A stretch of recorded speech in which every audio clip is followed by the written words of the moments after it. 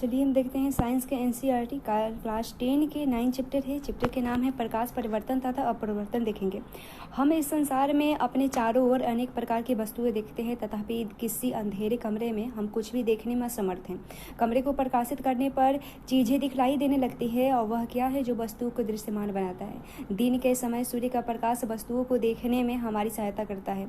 कोई वस्तु उस पर पड़ने वाले प्रकाश को परिवर्तित करती है। यह परिवर्तित प्रकाश जब हमारी आंखों द्वारा ग्रहण किया जाता है तो हमें वस्तुओं को देखने योग्य बनाता है। हम किसी पारदर्शी माध्यम के आर पार देख सकते हैं, क्योंकि प्रकाश इसमें से पार हो जाता है, और प्रकाश में संबंध अनेक सामान्य तथा अद्भुत परिघटनाएं जैसे दर्पण द्वारा प्रतिबिंब का बनना, तारों का टिमटिमाना, इंद्रधनुष के सुंदर रंग, किसी माध्यम द्वारा प्रकाश को मोड़ना आदि प्रकाश के गुणों का अध्ययन इनके अन्वेषण से हमारी सहायता करेगी। और अपने चारों ओर कुछ सामान्य प्रकाशित परिघटनाओं को देखकर हम यह निष्कर्ष निकाल सकते हैं कि प्रकाश सरल रेखाओं में गमन करता प्रतीत होता है। यह तथ्य कि एक छोटा प्रकाश स्रोत किसी अपारदर्शी वस्तु की तिरछी छाया बनाता है और प्रकाश के एक सरल रेखीय पथ की ओर इंगित करता है, जिसे प्राय प्रकाश किरणें कहते हैं। और उसके बाद इस अध्याय में हम प्रकाश के परिवर्तन तथा अपरिवर्तन की परिघटनाओं का प्रकाश के सरल रेखीय गमन का उपयोग करके अध्ययन करेंगे। ये मूल धारणाएं प्रकृति में घटने वाले कुछ प्रकाशित परिघटनाओं के अध्ययन में हमारी सहायता करेगी। और इस अध्याय में हम गोलीय दर्पणों द्वारा प्रकाश के परिवर्तन, प्रकाश के अपरिवर्तन एवं वास्तविक जीवन में अनेक अनुप्रयोग को समझने का प्रयत्न करेंगे। इसके पहले महत्वपूर्ण तथ्य है कि यदि प्रकाश के पथ में रखी अपारदर्शी वस्तु अत्यंत छोटी हो तो प्रकाश रेखा सरल रेखा में चलने की बजाय इनके किनारों पर मुड़ने की प्रवृत्ति दर्शाता है, और इस प्रभाव को प्रकाश का विवर्तन कहते हैं। तब वह प्रकाशीय जिसमें सरल रेखीय व्यवहार के आधार पर किरणों का उपयोग करते हैं और सफल होने लगती है। अभिवर्तन जैसी परिघटनाओं की व्याख्या करने के लिए प्रकाश को तरंग के रूप में माना जाता है, जिसका विस्तृत अध्ययन आप उच्च कक्षाओं में करेंगे। पुनः 20वीं शताब्दी के प्रारंभ में यह स्पष्ट हो गया था कि प्रकाश के द्रव्य के साथ अन्योक्रिया के विवेचन में प्रकाश का तरंग सिद्धांत अपर्याप्त है, तथा प्रकाश प्राय कणों के प्रवाह की भांति व्यवहार करता है। प्रकाश की सही प्रकृति के बारे में यह उलझन कुछ वर्षों तक चलती रही, जब तक कि प्रकाश का आधुनिक क्वांटम सिद्धांत उभर कर सामने नहीं आया, जिसमें प्रकाश को न तो तरंग माना गया था और न ही कण। और इस नए सिद्धांत ने प्रकाश के कण संबंधी गुणों तथा तरंग प्रकृति के बीच सामंजस्य स्थापित किया है। उसके बाद प्रकाश का परिवर्तन देखें तो उच्च कोटि की पॉलिश किया हुआ पृष्ठ जैसे कि दर्पण अपने पर पड़ने वाली अधिकांश प्रकाश को परिवर्तित कर देती है। आप प्रकाश के परिवर्तन के नियमों से पहले ही परिचित है। आइए इन नियमों का स्मरण करें। पहला, आपतन कोण के बराबर होता है तथा आपतित किरणें दर्पण के आपतन बिंदु पर अभिलंब तथा परावर्तित किरणें सभी एक ही तल में होता है। परिवर्तन के ये नियम गोलीय पृष्ठों सहित सभी प्रकाश के परिवर्तक पृष्ठों के लिए भी लागू होता है। आप समतल दर्पण द्वारा प्रतिबिंब के बनने से परिचित है। प्रतिबिंब की क्या विशेषता है? समतल दर्पण द्वारा बनना प्रतिबिंब सदैव आभासी तथा सीधा होता है। प्रतिबिंब का साइज बीम यानी वस्तु के साइज के बराबर होता है, और प्रतिबिंब दर्पण के पीछे उतनी ही दूरी पर बनता है जितनी दूरी पर दर्पण के सामने बीम रखा होता है। और इसके अतिरिक्त प्रतिबिंब पार्श्व प्रतिबिंब होती है। यदि परावर्तक पृष्ठ वक्रीय हो तो प्रतिबिंब कैसे बनेगा? आइए कुछ क्रियाकलाप करके देखें। तो एक बड़ी चमकदार चम्मच लीजिए और इसके वक्रीय पृष्ठ से अपना चेहरा देखने का प्रयत्न कीजिए। क्या आप प्रतिबिंब देख पाते हैं? यह छोटा है या बड़ा? चम्मच को धीरे धीरे अपने चेहरे से दूर ले जाइए। प्रतिबिंब को कैसे रहिए प्रतिबिंब को देखते रहिए और यह कैसे परिवर्तित होता है। चम्मच को उल्टा कीजिए और तथा दूसरे पृष्ठ से क्रियाकलाप को दोहराइए। अब प्रतिबिंब कैसा दिखलाई देता है? दोनों पृष्ठों पर प्रतिबिंब के अभिलक्षणों की तुलना कीजिए। चमकदार चम्मच का वक्रीय पृष्ठ एक वक्रीय दर्पण की भांति माना जाता है, और सबसे अधिक उपयोग में आने वाले सामान्यतः वक्रीय दर्पण का प्रारूप गोलीय दर्पण है। अब इस प्रकार के दर्पणों के परिवर्तक पृष्ठ किसी गोल के पृष्ठ का एक भाग माना जा सकता है। है। ऐसे दर्पण जिनका परावर्तक पृष्ठ गोलीय है गोलीय दर्पण कहलाते हैं। अब हम गोलीय दर्पणों के बारे में कुछ विस्तार से अध्ययन करेंगे। गोलीय दर्पण देखें तो गोलीय दर्पण का परावर्तक पृष्ठ अंदर की ओर या बाहर की ओर वक्रीय हो सकता है। गोलीय दर्पण जिसका परावर्तक पृष्ठ अंदर की ओर अर्थात गोले के केंद्र की ओर वक्रीय है यह अवतल दर्पण कहलाता है। और वह गोलीय दर्पण जिसका परावर्तक पृष्ठ बाहर की ओर वक्रीय है उत्तल दर्पण कहलाता है। इन दर्पणों का आरेखीय निरूपण चित्र 9.1 में किया गया है और इन चित्रों में नोट कीजिए कि दर्पणों का पृष्ठभाग छायांकित है। अब आप समझ सकते हैं कि चम्मच का अंदर की ओर वक्रीय पृष्ठ लगभग अवतल दर्पण जैसा है तथा चम्मच का बाहर की ओर ओहरा पृष्ठ लगभग उत्तल दर्पण की जैसा है। गोलीय दर्पणों के बारे में और अधिक ज्ञान प्राप्त करने से पहले आइए हम कुछ शब्दों अथवा पदों को जानें तथा उनका अर्थ समझें। ये शब्द गोलीय दर्पणों के बारे में चर्चा करते समय सामान्यतः प्रयोग में आते हैं। गोलीय दर्पण के परावर्तक पृष्ठ के केंद्र को दर्पण का ध्रुव कहते हैं। यह दर्पण के पृष्ठ पर स्थिर रहता है और वह ध्रुव को प्रायः P अक्षर से निरूपित करते हैं। गोलीय दर्पण का परावर्तक पृष्ठ एक गोले का भाग है और इस गोले का केंद्र गोलीय दर्पण का वक्रता केंद्र कहलाता है। यह अक्षर C से निरूपित किया जाता है। कृपया ध्यान दें कि वक्रता केंद्र दर्पण का भाग नहीं है, यह परावर्तक पृष्ठ के बाहर स्थित है। अवतल दर्पण का वक्रता केंद्र परावर्तक पृष्ठ के सामने स्थिर होता है और तथापि उत्तल दर्पण में यह दर्पण परावर्तक पृष्ठ के पीछे स्थिर होता है। यह तथ्य आप चित्र 9.2 के ए तथा 9.2 के बी में नोट कर सकते हैं। और गोलीय दर्पण का परावर्तक पृष्ठ जिस गोले का भाग है उसकी त्रिज्या दर्पण की वक्रता त्रिज्या कहलाती है। इस अक्षर आर से निरूपित किया जा सकता है और किया जाता है। ध्यान दीजिए कि पी से दूरी वक्रता त्रिज्या के बराबर है और गोलीय दर्पण के ध्रुव तथा वक्रता त्रिज्या से गुजरने वाली एक सीधी रेखा की कल्पना कीजिए और इस रेखा को दर्पण का मुख्य अक्षर कहते हैं और इस दर्पण का मुख्य अक्षर कहते हैं। याद कीजिए कि मुख्य अक्षर दर्पण के ध्रुव पर अभिलंब है। आइए दर्पण से संबंधित एक महत्वपूर्ण शब्दों को एक क्रियाकलाप द्वारा समझते हैं। सर्वप्रथम कागज सुगलन प्रारंभ करिए और धुआं उगने लगता है और अंततः यह आग भी पकड़ सकता है।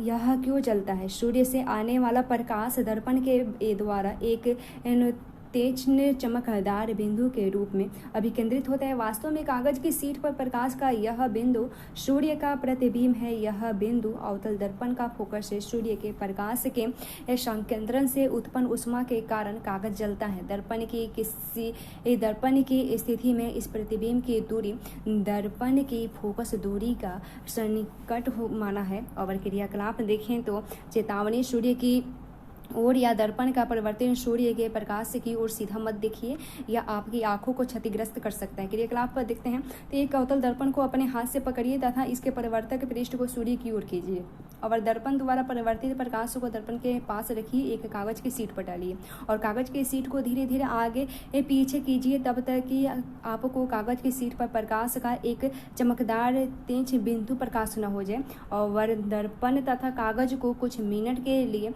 उसी स्थिति में पकड़ रखिए। क्या आप देखते हैं कि ऐसा क्यों होता है? आइए इस प्रेक्षण के एक किरण आरेख से समझने का प्रयत्न करते हैं। चित्र 9.2 के ए को ध्यान से देखिए और अवतल दर्पण पर मुख्य अक्ष के समानांतर कुछ किरणें अपवर्तित हो रही हैं और परिवर्तित किरणों का प्रेक्षण कीजिए।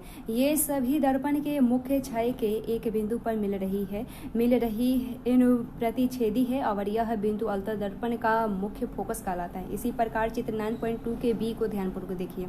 उत्तल दर्पण द्वारा मुख्य अक्ष के समानांतर किरणें किस प्रकार परिवर्तित होती है? परिवर्तित किरणें मुख्य अक्ष पर एक बिंदु से आती हुई प्रतीत होती है। यह बिंदु उत्तल दर्पण का मुख्य फोकस कहलाता है। मुख्य फोकस को अक्षर F द्वारा निरूपित किया जाता है। गोलीय दर्पण के ध्रुव तथा मुख्य फोकस के बीच की दूरी फोकस दूरी कहलाती है। इससे अक्षर F द्वारा निरूपित करते हैं। गोलीय दर्पण का परावर्तक पृष्ठ अधिकांशतः गोलीय ही होता है। इस पृष्ठ की एक वृत्ताकार सीमा रेखा होती है। गोलीय दर्पण के परावर्तक पृष्ठ की इस वृत्ताकार सीमा रेखा का व्यास दर्पण का द्वारक कहलाता है और चित्र 9.2 में दूरी एन द्वारक को निरूपित करती है और अपने विवेचन में हम केवल उन्हीं गोलीय दर्पणों पर विचार करेंगे जिनका द्वारक इनकी वक्रता त्रिज्या से बहुत छोटा है। क्या गोलीय दर्पण की वक्रता त्रिज्या r तथा फोकस दूरी f के बीच कोई संबंध है? छोटे द्वारक के गोलीय दर्पणों के लिए वक्रता त्रिज्या फोकस दूरी से दुगुनी होती है। हम इस संबंध को r=2f द्वारा व्यक्त कर सकते हैं। यह दर्शाता है कि किसी गोलीय दर्पण का मुख्य फोकस उसके ध्रुव तथा वक्रता केंद्र को मिलाने वाले रेखा का मध्य बिंदु है। उसके बाद देखिए गोलीय दर्पणों द्वारा प्रतिबिंब बनना। देखें, आप समतल दर्पण द्वारा प्रतिबिंब बनाने के बारे में अध्ययन कर चुके हैं। आप उनके द्वारा बनाए गए प्रतिबिंबों की प्रकृति, स्थिति तथा अपेक्षित साइज के बारे में भी जानते हैं। और गोलीय दर्पणों द्वारा बने प्रतिबिंब कैसे होते हैं? किसी अवतल दर्पण द्वारा बिंब की विभिन्न स्थितियों के लिए बने प्रतिबिंबों की स्थिति का निर्धारण हम किस प्रकार कर सकते हैं? ये प्रतिबिंब वास्तविक है अथवा आभासी? क्या वे आवर्धित हैं, छोटे हैं या सामान्य साइज के हैं? हम एक क्रियाकलाप द्वारा इसका अन्वेषण करते हैं। तो अवतल दर्पण की फोकस दूरी ज्ञात करने की विधि पहले ही सीख चुके हैं। क्रियाकलाप 9.2 में आपने देखा कि आपको कागज पर मिला प्रकाश का तेज चमकदार बिंदु वास्तव में सूर्य का प्रतिबिंब है और यह अत्यंत छोटा, वास्तविक तथा उल्टा है। दर्पण से इस प्रतिबिंब की दूरी माप कर अपने अवतल दर्पण की लगभग फोकस दूरी ज्ञात कीजिए। और एक अवतल दर्पण लीजिए ज्ञात करके और ऊपर वर्णित विधि से इनकी संयुक्त फोकस दूरी ज्ञात कीजिए और फोकस की दूरी का मान नोट कीजिए। आप किसी दूरस्थ वस्तु का प्रतिबिंब एक कागज की शीट पर प्राप्त करके भी फोकस दूरी ज्ञात कर सकते हैं। मेज पर चौक से एक लाइन बनाइए और अवतल दर्पण को एक स्टैंड पर रखिए और स्टैंड को लाइन पर इस प्रकार रखिए कि दर्पण का ध्रुव इस लाइन पर स्थिर हो और चौक से पहली लाइन में के समानांतर और इसके आगे दो लाइनों इस प्रकार खींचिए कि किन्हीं दो उत्तरोत्तर लाइनों के बीच की दूरी दर्पण की फोकस दूरी के बराबर हो। ये लाइनें अब क्रमशः बिंदु P, F और C की स्थिति के तदनुरूपी हो। और याद रखिए, छोटे द्वारक के गोलीय दर्पण के लिए मुख्य फोकस F, ध्रुव P तथा वक्रता केंद्र C को मिलाने वाली रेखा के मध्य बिंदु पर स्थिर होता है। एक चमकीला बीम जैसे एक जलती हुई मोमबत्ती शीश से बहुत दूर किसी स्थिति पर रखिए और एक कागज पर पर्दा रखिए तथा इसको दर्पणों के सामने आगे पीछे तब तक खिसकाइए जब तक कि आपको इस मोमबत्ती की लौ का छेद अथवा चमकीला प्रतिबिंब प्राप्त न हो जाए। और प्रतिबिंब को ध्यानपूर्वक देखिए और इसकी प्राकृतिक स्थिति तथा बीम के साइज के सापेक्ष इसका अपेक्षित साइज नोट कीजिए और इस क्रियाकलाप को मोमबत्ती की निम्नलिखित स्थितियों के लिए दोहराइए। ए में C से थोड़ी दूर, B में C पर, C में F तथा C के बीच, D में देखिए कि F पर तथा ई में देखिए P और F के बीच। इनमें से एक स्थिति में आप पर्दे पर प्रतिबिंब प्राप्त नहीं कर पाएंगे और इस अवस्था में प्रतिबिंब की स्थिति को अभिनिर्धारित कीजिए। तब इसके आभासी प्रतिबिंब को सीधे दर्पण में देखिए, अपने प्रेक्षणों को नोट कीजिए तथा सारणीबद्ध कीजिए। उपर्युक्त क्रियाकलाप में आप देखेंगे कि अवतल दर्पण द्वारा बने प्रतिबिंब की प्राकृतिक स्थिति तथा साइज बिंदु P, F तथा C के सापेक्षित बिंदु की स्थिति पर निर्भर करते हैं। प्रतिबिंब की कुछ स्थितियों के लिए बनने वाला प्रतिबिंब वास्तविक है और बिंब की कुछ दूसरी स्थितियों के लिए यह आभासी होता है। बिंब की स्थिति के अनुसार ही प्रतिबिंब आवर्धित, छोटा या समान साइज का होता है। इन परीक्षणों का संक्षिप्त विवरण आपके निर्देश के लिए सारणी 9.1 में भी यहाँ पर दिया गया है। उसके बाद देखें किरण आरेखों का उपयोग करके गोलीय दर्पणों द्वारा बने प्रतिबिंबों का निरूपण देख लेते हैं। तो गोलीय दर्पणों द्वारा प्रतिबिंबों के बनने का अध्ययन हम किरण आरेख खींचकर भी कर सकते हैं।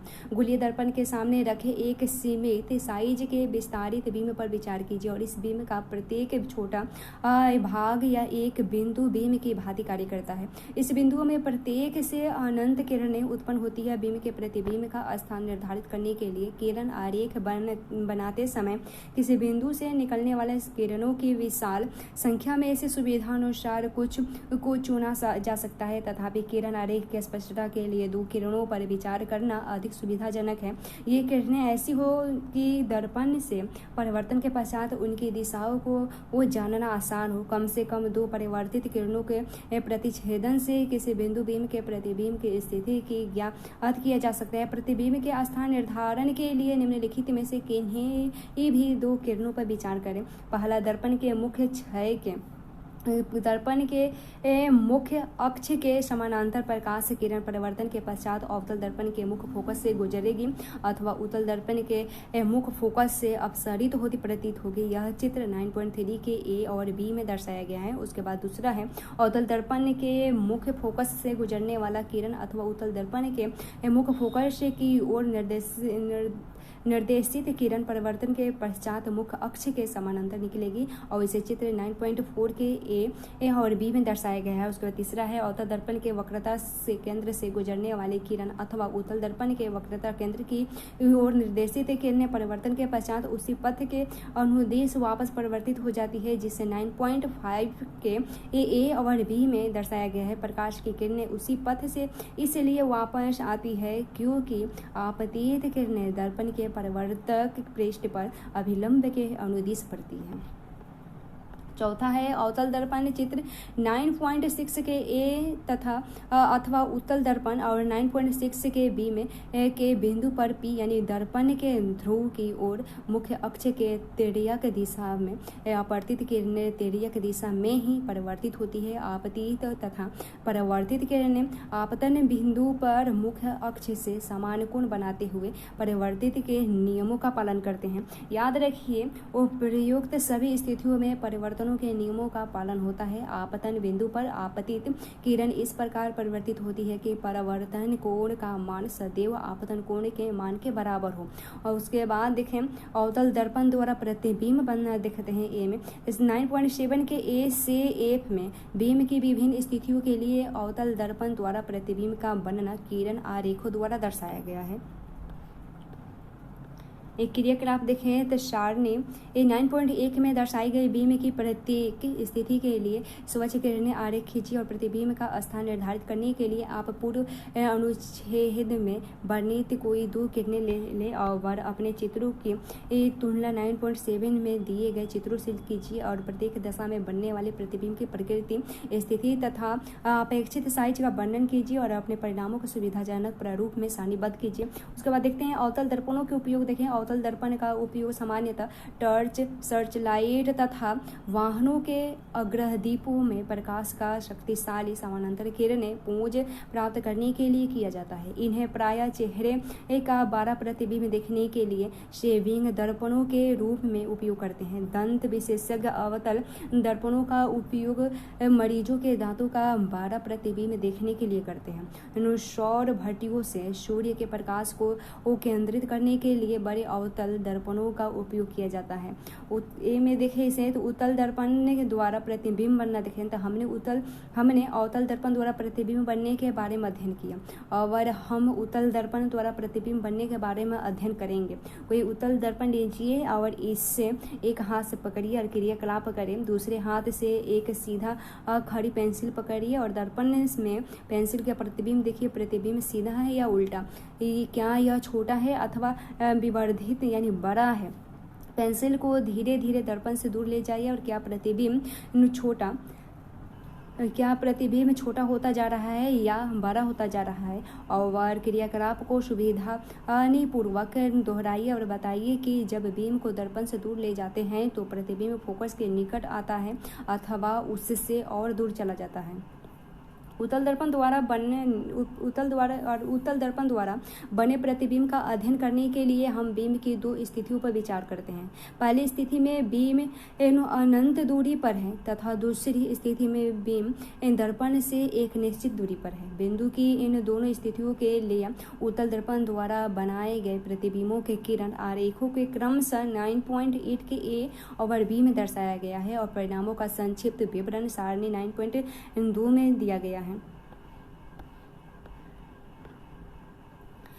अभी तक आपने समतल दर्पण, अवतल दर्पण तथा उत्तल दर्पण द्वारा प्रतिबिंब बनाने के बारे में अध्ययन किया और इनमें से कौन सा दर्पण किसी बड़ी बीम का पूरा प्रतिबिंब बनाएगा। आइए इस क्रियाकलाप द्वारा एक अन्वेषण करें।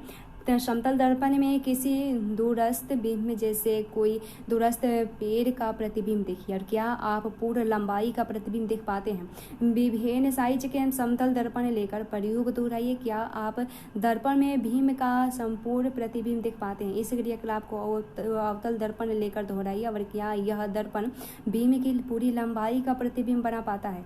अब एक उत्तल दर्पण लेकर इस प्रयोग को दोहराइए। क्या आपको सफलता मिली। अपने प्रेक्षणों के कारण सही व्याख्या कीजिए। क्या आप छोटे उत्तल दर्पण में किसी ऊंचे भवन, पेड़ का पूर्ण लंबाई का प्रतिबिंब देख सकते हैं। आगरा किले की एक दीवार में ऐसा ही एक दर्पण ताजमहल की ओर लगा हुआ है। यदि आप कभी आगरा किला देखे जाए तो दीवार में लगे इस दर्पण में ताजमहल के पूरे प्रतिबिंब को देखने का प्रयास करें। मकबरे को स्पष्ट देखने के लिए आपको दीवार से सटी हुई छत पर उचित स्थान पर खड़ा होना होगा। और उत्तल दर्पणों के उपयोग देखें। उत्तल दर्पणों का उपयोग सामान्यतः वाहनों के पश्च परिदृश्य दर्पणों के रूप में किया जाता है। उत्तल दर्पणों का उपयोग सामान्यतः वाहनों के पश्च दृश्य दर्पणों के रूप में किया जाता है। ये दर्पण वाहन के पार्श्व में लगे होते हैं तथा इनमें ड्राइवर अपने पीछे के वाहनों को देख सकते हैं जिससे वे सुरक्षित रूप से वाहन चला सके। उत्तल दर्पणों को इसलिए भी प्राथमिकता देते हैं क्योंकि ये सदैव सीधा प्रतिबिंब बनाते हैं। यद्यपि वह छोटा होता है और इनका दृष्टि क्षेत्र भी बहुत अधिक है क्योंकि ये बाहर की ओर वक्रीय होते हैं और अतः समतल दर्पण की तुलना में उत्तल दर्पण ड्राइवर को अपने पीछे के बहुत बड़े क्षेत्र को दिखने में समर्थ बनाते हैं।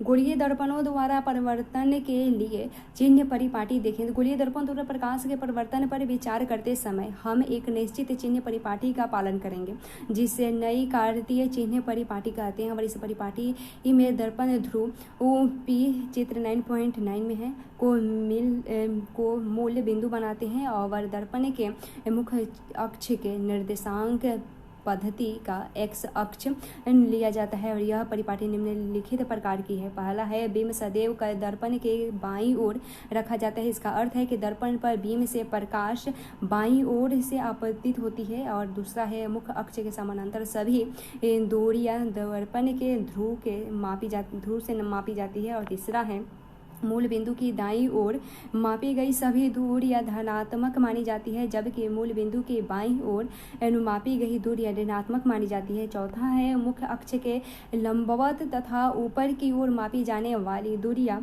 धनात्मक मानी जाती है। पांचवा है मुख्य अक्ष के लंबवत तथा नीचे की ओर मापी जाने वाली दूरियां ऋणात्मक है।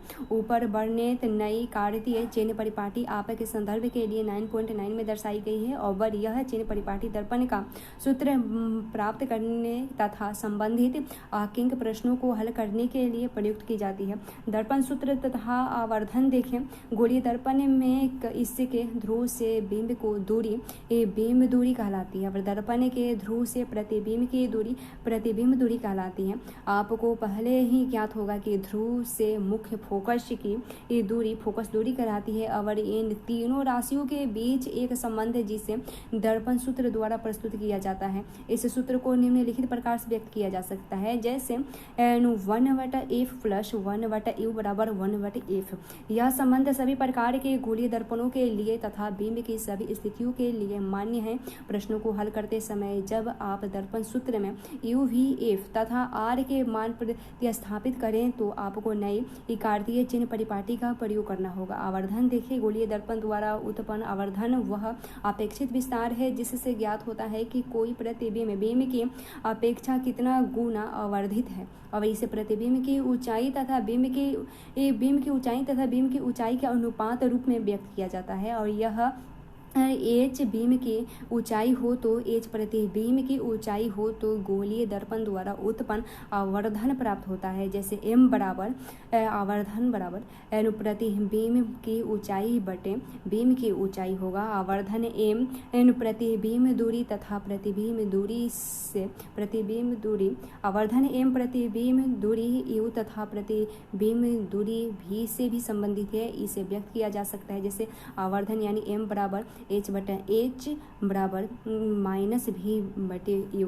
ध्यान दीजिए बीम की ऊंचाई धनात्मक ली जाती है क्योंकि बीम प्रायः मुख्य अक्ष के ऊपर रखा जाता है। आभासी प्रतिबिंबों के लिए बीम की ऊंचाई धनात्मक लेनी चाहिए तथापि वास्तविक प्रतिबिंबों के लिए इसे ऋणात्मक लेना चाहिए। आवर्धन के मान में ऋणात्मक चिन्ह से ज्ञात होता है कि प्रतिबिंब वास्तविक है। आवर्धन के मान में धनात्मक चिन्ह बताता है कि प्रतिबिंब आभासी है। उसके बाद प्रकाश का अपवर्तन देखें तो किसी पारदर्शी माध्यम में प्रकाश सरल रेखा में गमन करता प्रतीत होता है। जब प्रकाश एक पारदर्शी माध्यम से दूसरे में प्रवेश करता है तो क्या होता है? क्या यह अब भी सरल रेखा में चलता है या अपनी दिशा बदलता है? हम अपने दिन प्रतिदिन के कुछ अनुभवों को दोहराएंगे। आपने देखा होगा कि पानी से भरे किसी टैंक अथवा ताल या पोखर की तली उठी हुई प्रतीत होती है। इसी प्रकार जब कोई मोटा कांच का सिल्ली इनके मुद्रित सामग्री पर रखा जाता है तो कांच के स्लैब यानी सिल्ली के ऊपर से देखने पर अक्षर उठे हुए प्रतीत होते हैं। ऐसा क्यों होता है? क्या आपने किसी कांच के बर्तन में रखी पानी में किसी पेंसिल को आंशिक रूप से डूबे देखा है? यह वायु तथा पानी के अंतरपृष्ठ पर यानी अर्थात पानी की ऊपरी सतह पर टेढ़ी प्रतीत होती है। आपने देखा होगा कि पानी से भरे किसी कांच के बर्तन में रखे नींबू पार्श्व से देखने पर अपने वास्तविक साइज से बड़े प्रतीत होते हैं।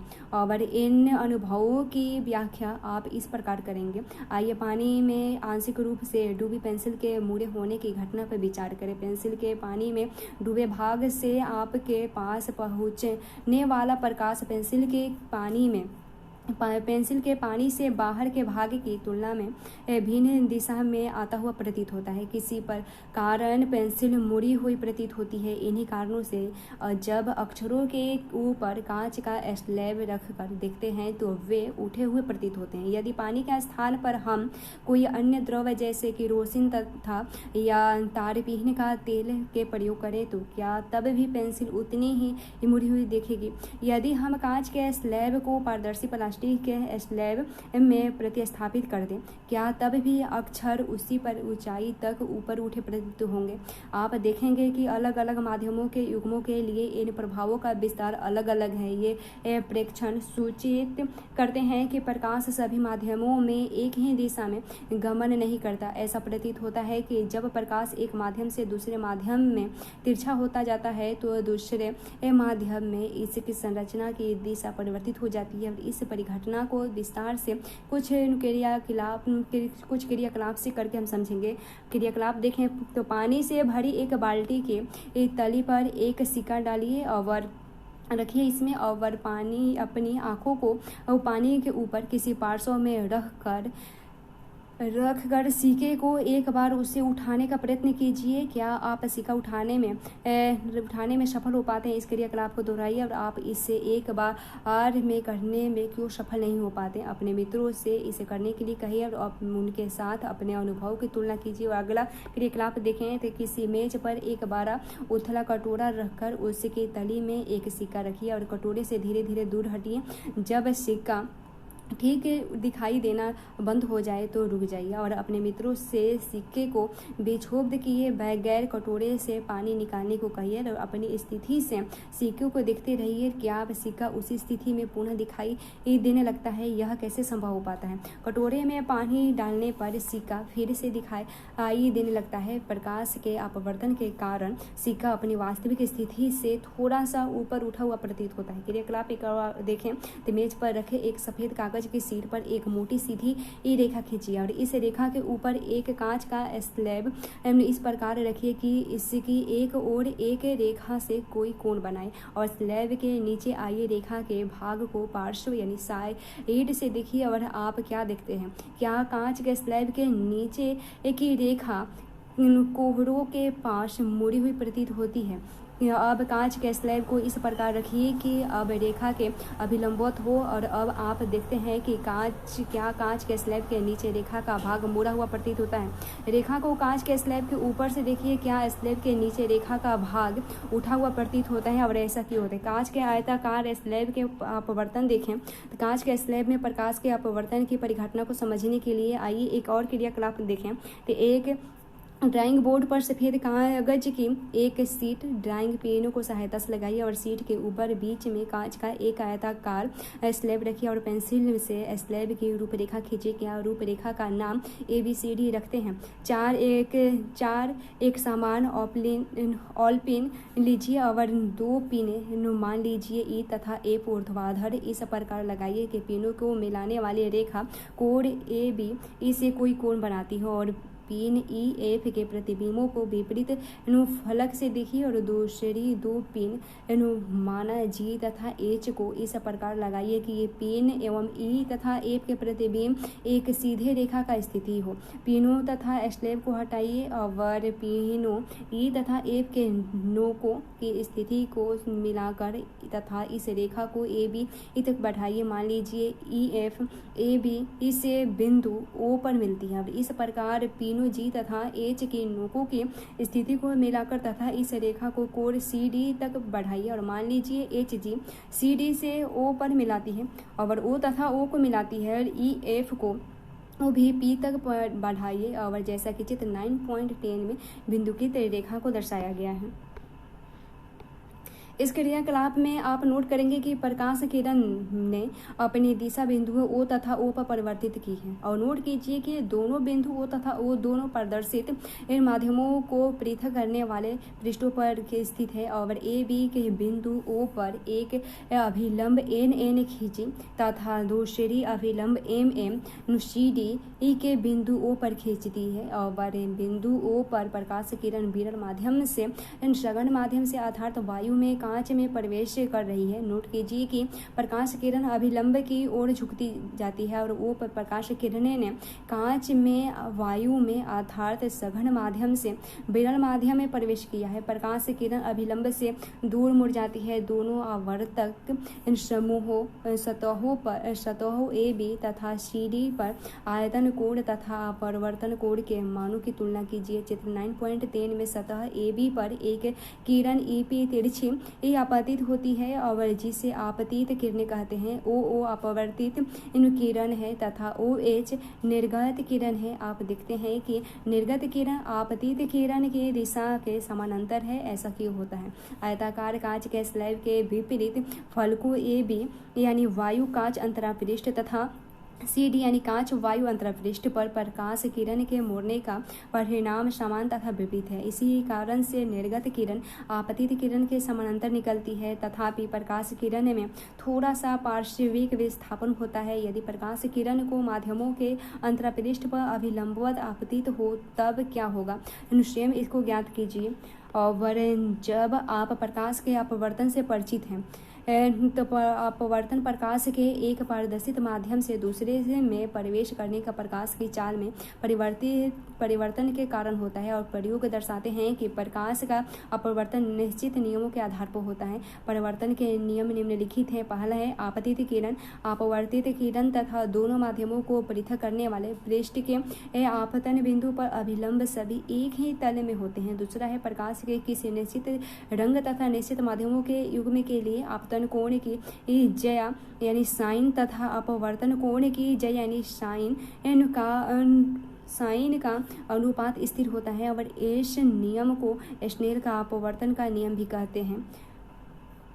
और यदि I आपतन कोण हो तो R अपवर्तन कोण हो तब इस स्थिरांक के मान को दूसरे माध्यम पर पहले माध्यम के सापेक्ष अपवर्तनांक कहते हैं। आइए अपवर्तनांक के बारे में कुछ विस्तार से अध्ययन करते हैं। अपवर्तनांक देखते हैं तो आप पहले ही अध्ययन कर चुके हैं कि जब प्रकाश की किरण तिरछी गमन करती है, एक प्रदर्शित माध्यम से दूसरे में प्रवेश करती है, तो यह दूसरे माध्यम से अपनी दिशा परिवर्तित कर लेती है कि इन्हीं दिए हुए माध्यमों के युग्म के लिए होने वाले दिशा अपरिवर्तन के विस्तार को अपवर्तनांक के रूप रूप में भी व्यक्त किया जा सकता है, जो समीकरण में दाएं पक्ष में प्रकट होने वाला स्थिरांक है। इससे को 9.4 में दिया गया है। अपवर्तनांक को एक महत्वपूर्ण भौतिक राशि विभिन्न माध्यमों में प्रकाश के संचरण की सापेक्षिक चाल से संबंध किया जा सकता है।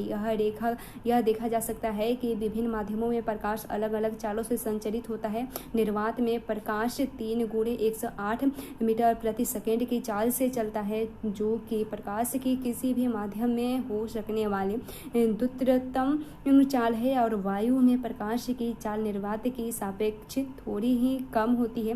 कांच या पानी में यह यथेष्ट रूप में घट जाती है। दो माध्यमों के युग्मों के लिए अपवर्तनांक का मान दोनों माध्यमों में प्रकाश की चाल पर निर्भर है, जैसा कि नीचे दिया गया है। 9.11 में दर्शाए अनुसार एक प्रकाश की किरणों पर विचार करें जो माध्यम 1 से माध्यम 2 में प्रवेश कर रही है। और मान लीजिए कि प्रकाश की चाल माध्यम 1 में v1 तथा माध्यम 2 में v2 है।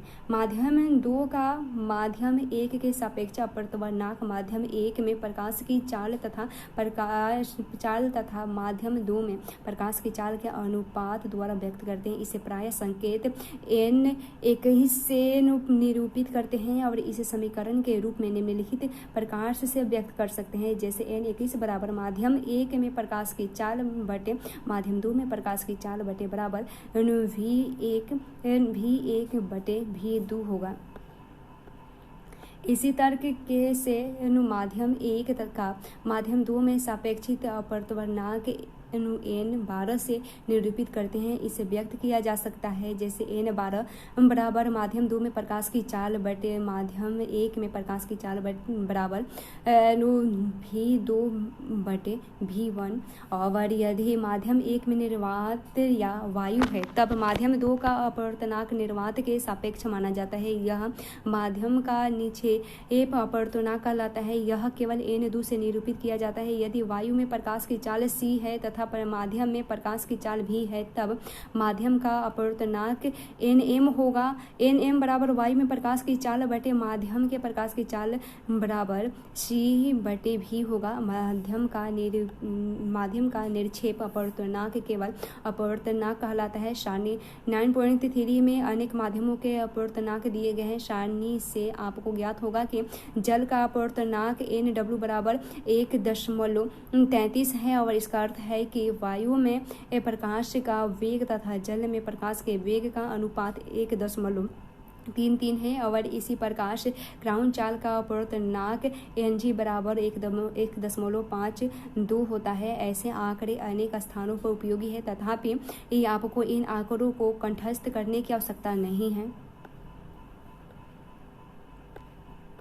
सारणी 9.3 में नोट कीजिए कि यह आवश्यक नहीं है कि प्रकाशीय सघन माध्यम का द्रव्यमान घनत्व भी अधिक। उदाहरण के लिए किरोसिन जिसका अपवर्तनांक चाल से अधिक है और जल की अपेक्षा प्रकाशिक संघ है, यद्यपि इसका द्रव्यमान घनत्व जल से कम है।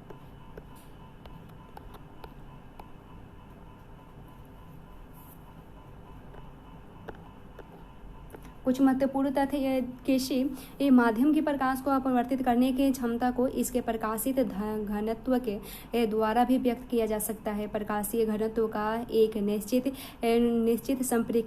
संपृक्तार्थ होता है और यह द्रव्यमान घनत्व के समान नहीं है। और इस अध्याय में हम विरल माध्यम तथा सघन माध्यम शब्दों का प्रयोग कर रहे हैं। वास्तव में इनका अर्थ क्रमशः प्रकाशिक विरल माध्यम है तथा प्रकाशित सघन माध्यम है। हम कह सकते हैं कि कोई माध्यम दूसरे माध्यम की अपेक्षित प्रकाशीय सघन है। दोनों माध्यमों की तुलना करते समय अधिक अपवर्तनांक वाला माध्यम दूसरे के अपेक्षा प्रकाशिक सघन है। दूसरा कम अपवर्तनांक वाला माध्यम प्रकाशित विरल माध्यम है। विरल माध्यम में प्रकाश की चाल सघन माध्यम की अपेक्षा अधिक होती है, अतः विरल माध्यम से सघन माध्यम में गमन करने वाली प्रकाश की किरण धीमी हो जाती है तथा अभिलंब की ओर झुक जाती है। जब ये सघन माध्यम से विरल माध्यम में गमन करती है तो इसकी चाल बढ़ जाती है तथा यह अभिलंब से दूर हट जाती है।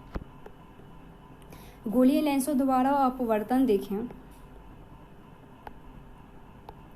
गोलीय लेंसों द्वारा अपवर्तन देखें तो अपने किसी घड़ी साज को बहुत छोटे सूरजों अपने किसी घड़ी साज को बहुत छोटे पुर्जों को देखने के लिए छोटे आवर्धक लेंस का उपयोग करते देखा होगा। कभी आपके अपने आवर्धन लेंस के पृष्ठ को अपने हाथों से छूकर देखा है? क्या इसका पृष्ठ समतल है या वक्रीय है?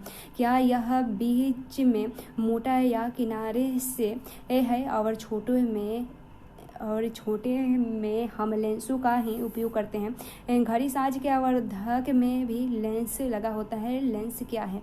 यह प्रकाश किरणों को किस प्रकार मोड़ता है, और इस अनुच्छेद में हम इसी विषय में अध्ययन करेंगे।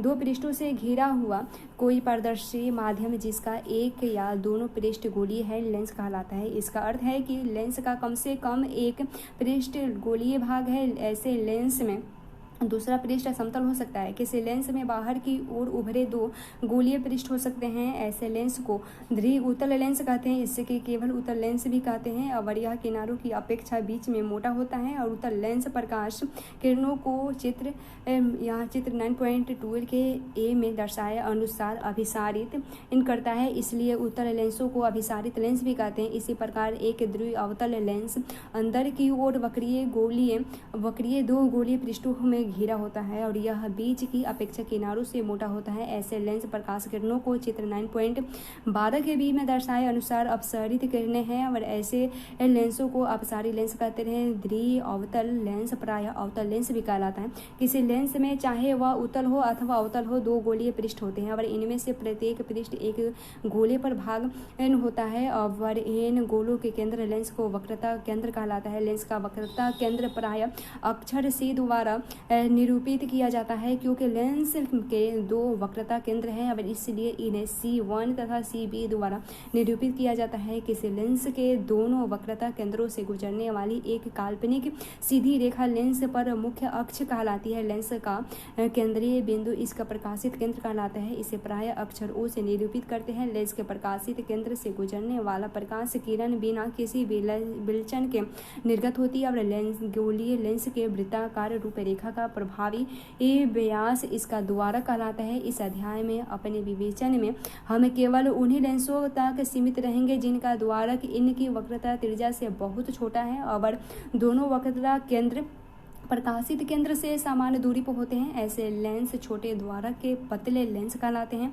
जब किसी लेंस पर समांतर किरणें आपतित होती है तो क्या होता है, इसे समझने के लिए आइए क्रियाकलाप देखें। तो चेतावनी क्रियाकलाप को करते समय आप अथवा अन्यथा भी सूर्य की ओर सीधी या लेंस न देखें।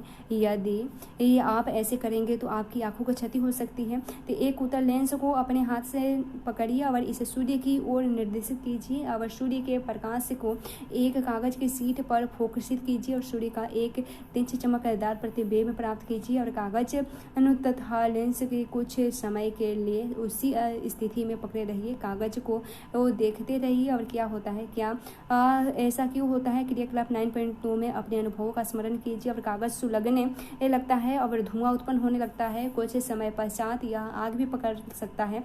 ऐसा क्यों होता है? सूर्य से आने वाले की प्रकाश की किरणें समानांतर होती है, और लेंस द्वारा यह किरणें एक तेज चमकदार बिंदु के रूप में कागज पर अभिकेंद्रित की जाती है। और वास्तव में ये कागज की शीट पर यह चमकदार बिंदु सूर्य के प्रतिबिंब है। एक बिंदु पर सूर्य के प्रकाश का संकेंद्रण उस समय उत्पन्न करता है, इसके कारण कागज जलने लगता है। और अब हम एक लेंस के मुख्य अक्ष के समानांतर प्रकाश किरणों पर विचार करते हैं। जब आप प्रकाश की ऐसी किरणों को किसी लेंस से गुजरते हैं तो क्या होता है? एक उत्तल लेंस के लिए इसे चित्र 9.12 के ए में तथा अवतल लेंस के लिए चित्र 9.12 के बी में दर्शाया गया है। 9.12 ए की ध्यानपूर्वक देखिए और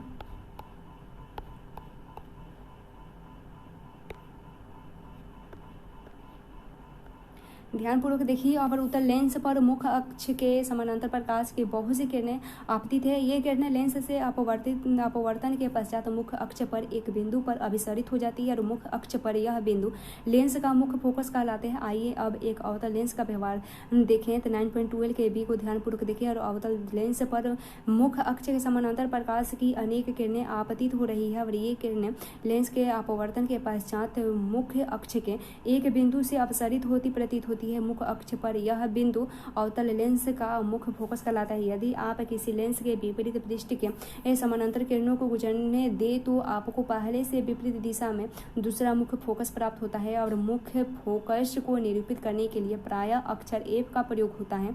तथापि किसी लेंस में दो मुख्य फोकस होते हैं और इसे F1 तथा F2 द्वारा निरूपित किया जाता है। और किसी लेंस के मुख्य फोकस की प्रकाशित केंद्र से दूसरी फोकस दूरी कहलाती है और फोकस दूरी को अक्षर F द्वारा निरूपित किया जाता है। आप किसी उत्तल लेंस की फोकस दूरी किस प्रकार ज्ञात कर सकते हैं। 9.11 का स्मरण कीजिए और इस क्रियाकलाप में लेंस की स्थिति या सूर्य के प्रतिबिंब की स्थिति के बीच की दूरी लेंस की सन्निकटन यानी लगभग फोकस दूरी बताती है। लेंसों द्वारा प्रतिबिंब बनना देखें तो लेंस प्रतिबिंब कैसे बनाते हैं। लेंस प्रकाश के अपवर्तन द्वारा प्रतिबिंब बनाते हैं और उन प्रतिबिंबों की प्रकृति क्या है। आइए पहले उत्तल लेंस के लिए इसका अध्ययन करें। क्रियाकलाप देखिए। एक उत्तल लेंस लीजिए और क्रियाकलाप 9.11 में वर्णित की विधि द्वारा इसकी सन्निकटन फोकस दूरी ज्ञात कीजिए। और उसके बाद एक लंबी मेज पर चौक का प्रयोग करके 5 समानांतर सीधे रेखा इस प्रकार खींचिए कि किन्हीं दो उत्तरोत्तर रेखाओं के बीच की दूरी लेंस की फोकस दूरी के बराबर हो और लेंस के एक लेंस स्टैंड पर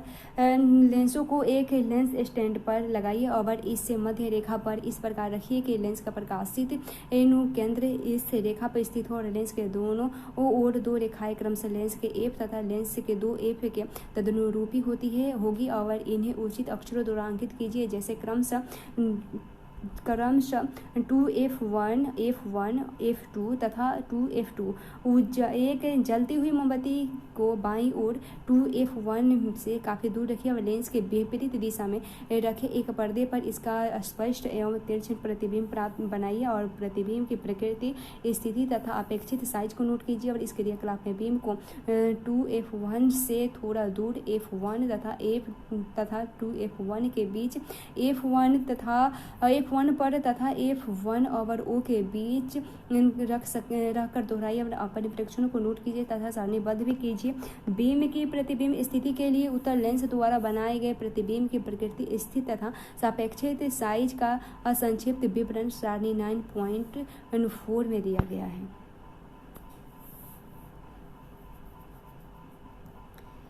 दिया गया है कि प्रतिबिंब की विभिन्न स्थितियों के लिए उत्तल लेंस द्वारा बने प्रतिबिंब की प्राकृतिक स्थिति का सापेक्षित साइज में दिया गया है।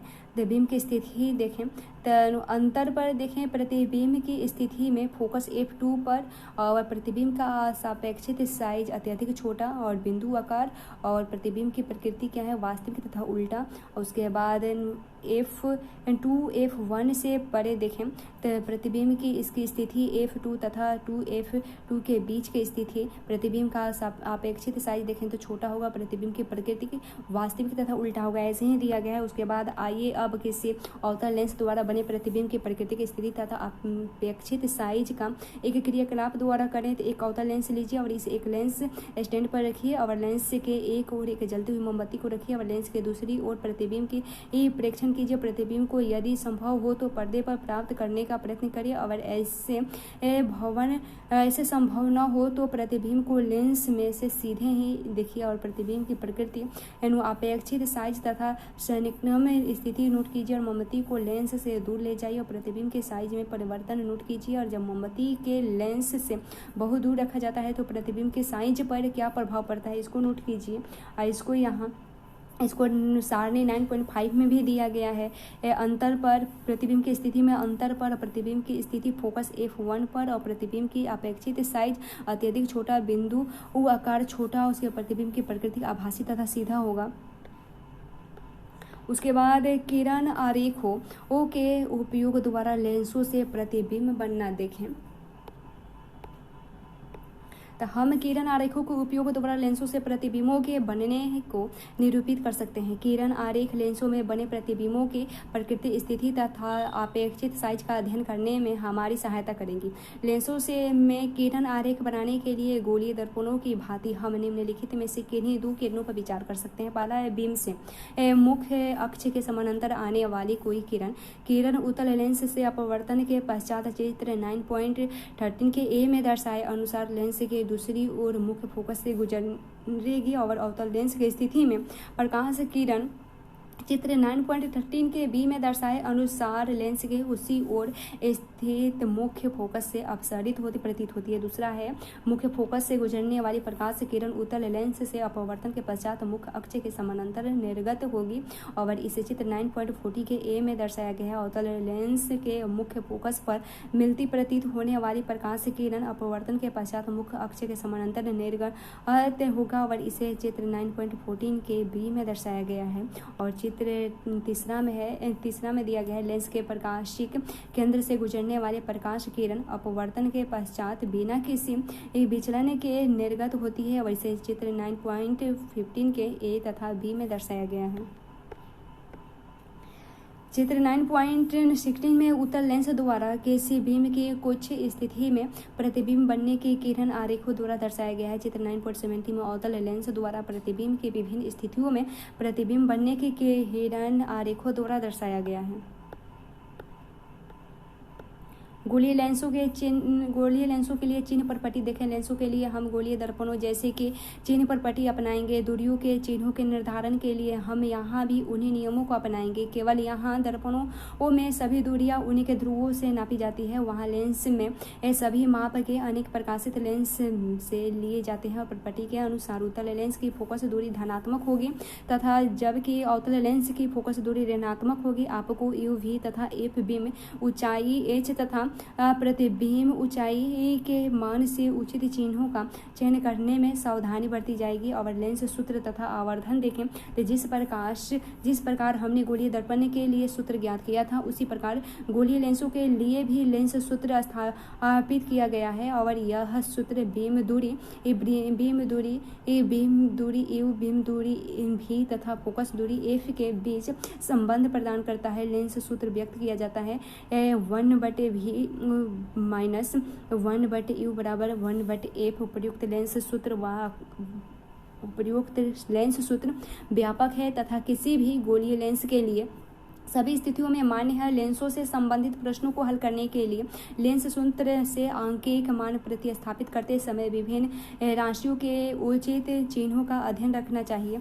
और आवर्धन देखिए, किसी लेंस के द्वारा उत्पन्न आवर्धन किसी गोलीय दर्पण द्वारा उत्पन्न आवर्धन की भांति प्रतिबिंब की ऊंचाई तथा प्रतिबिंब की ऊंचाई के अनुपात के रूप में परिभाषित किया जाता है। आवर्धन को अक्षर एम द्वारा निरूपित किया जाता है। यदि बीम की ऊंचाई एच हो तथा लेंस द्वारा बनाए गए प्रतिबिंब की ऊंचाई एच हो तब लेंस द्वारा उत्पन्न आवर्धन प्राप्त होगा। एम बराबर प्रतिबिंब की ऊंचाई बटे बीम की ऊंचाई बराबर एच बटे एच और लेंस द्वारा उत्पन्न आवर्धन बिंदु दूरी यू तथा प्रतिबिंब दूरी भी से भी संबंधित है और यह संबंध को व्यक्त करता है। आवर्धन यानी एम बराबर एच बटे एच बराबर यू बटे भी होगा। लेंस की क्षमता देखें। आप जानते हैं कि किसी लेंस की प्रकाश किरणों को अभिसरित अथवा अपसरित करने की क्षमता उसकी फोकस दूरी पर निर्भर करती है। उदाहरण के लिए हम फोकस दूरी का एक उत्तल लेंस प्रकाश किरणों को बड़े कोण से मोड़कर उन्हें प्रकाशित केंद्र के निकट फोकसित कर देते हैं। इसी प्रकार कम फोकस दूरी का एक अवतल लेंस अधिक फोकस दूरी के लेंस की अपेक्षा प्रकाश किरणों को अधिक अपसरित करता है। किसी लेंस द्वारा प्रकाश किरणों को अभिसरण या अपसरण करने की मात्रा को उसकी क्षमता के रूप में व्यक्त किया जाता है और इससे अक्षर P द्वारा निरूपित करते हैं। और किसी एफ फोकस दूरी के लेंस की क्षमता P बराबर 1/f होगा और लेंस की क्षमता का एसआई मात्रक डायोप्टर कहते हैं और इससे अक्षर D द्वारा दर्शाया जाता है।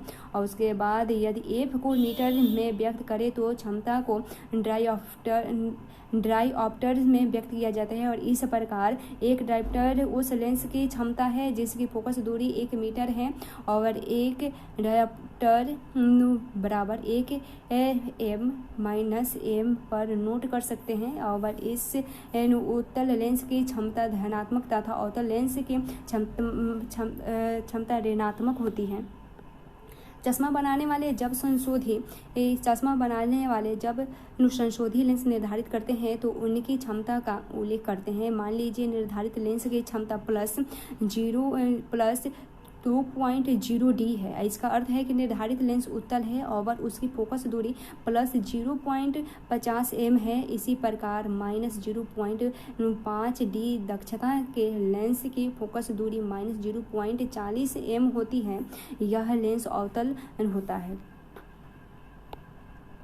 अनेक महत्वपूर्ण तथा अनेक प्रकाशीय यंत्रों में कई लेंस लगे होते हैं। उन्हें प्रतिबिंब की अधिक आवर्धित तथा सुस्पष्ट बनाने के लिए संयोजित किया जाता है। और इस प्रकार संपर्क में रखे लेंसों की कुछ क्षमता उन लेंसों की पृथक क्षमताओं जैसे P1, P2, P3 आदि का बीजगणित योग होता है। और चश्मा बनाने वाले के लिए लेंसों की फोकस दूरी के स्थान पर क्षमताओं का प्रयोग करना काफ़ी सुविधाजनक है। आंखें टेस्ट करते समय चश्मा बनाने वाला ज्ञात क्षमता वाले संशोधित लेंसों के अनेक अलग अलग संयोजनों को संपर्क में रखकर चश्मों को टेस्ट करने वाले फ्रेम के अंदर रखता है। और चश्मा बनाने वाला अनावश्यक लेंस के क्षमता के एक गणना सरल बीजगणित योग के द्वारा करते हैं। और उदाहरण के लिए प्लस 2.0D तथा प्लस 0.25D क्षमता वाले दो लेंसों का संयोजक प्लस 2.25D क्षमता के एकल लेंस के तुल्य है। लेंसों को क्षमताओं की योज्यता के इस गुण का उपयोग एकल लेंस द्वारा बने प्रतिबिंबों में कुछ दोषों को कम करने में किया जाता है। अब कई लेंसों को एक दूसरे के संपर्क में रहकर बनाए गए लेंस निकायों का उपयोग सामान्यतः कैमरों के लेंस तथा सूक्ष्मदर्शियों तथा दूरदर्शकों के लेंसों के डिजाइन में किया जाता है। हमने क्या सीखा? हमने सीखा कि प्रकाश सरल रेखाओं में गमन करता प्रतीत होता है। उसके बाद देखा दर्पण तथा लेंस वस्तुओं के प्रतिबिंब बनाते हैं। बीम की स्थिति के अनुसार प्रतिबिंब वास्तविक तथा आभासी हो सकते हैं।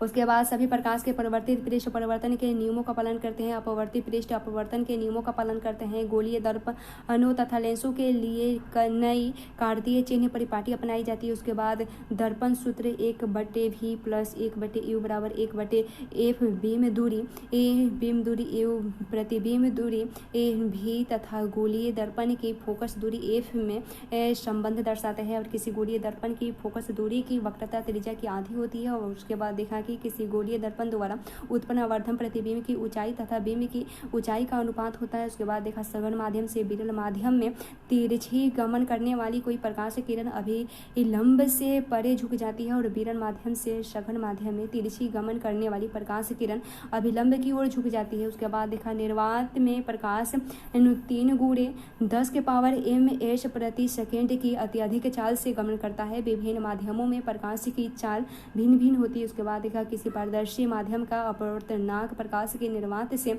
चाल तथा प्रकाश के माध्यम से चाल का अनुपात होता है। उसके बाद देखा किसी आयताकार कांच के स्लैब के प्रकरण में अपवर्तन वायु कांच अंतरापृष्ठ एक एवं कांच वायु अंतरापृष्ठ दोनों पर होता है। और निर्गत किरण आपतित किरण की दिशा में समानांतर होती है। उसके बाद देखा लेंस सूत्र हमने देखा 1/v प्लस 1/u बराबर 1/v बीम दूरी प्रतिबिंब दूरी तथा गोलीय लेंस की फोकस दूरी में संबंध दर्शाता है। और किसी लेंस की क्षमता उसकी फोकस दूरी का व्युत्क्रम होता है। और लेंस की क्षमता का एसआई मात्रक डायप्टर है।